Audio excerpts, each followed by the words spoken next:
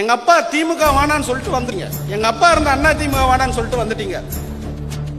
இங்க இருக்கக்கூடிய தலைமை, நான் தலைவரா இருக்கக்கூடிய நானு, வாங்க ஸ்டாலினை முதலமைச்சர் ஆக்கலாம் அப்படின்னு உங்களை கொண்டு போனா தப்பா சரியா? தப்பா சரியா? ஆல்ரெடி எங்க அப்பா திமுக இருந்தாரு. நான் அந்த கட்சியிலே இருந்துட்டு போயிடுவேன். அந்த கட்சி வேணா, எங்க அப்பா அந்த திமுக வேணான்னு சொல்லிட்டு வந்துட்டேன்.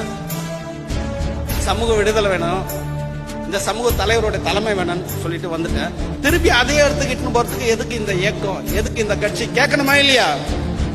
கேட்கணுமா இல்லையா? யார கேட்கறதே கிடையாது. எதெல்லாம் விட்டு வந்தோமோ அதையும் எடுத்துக்கிட்டு போறாங்க.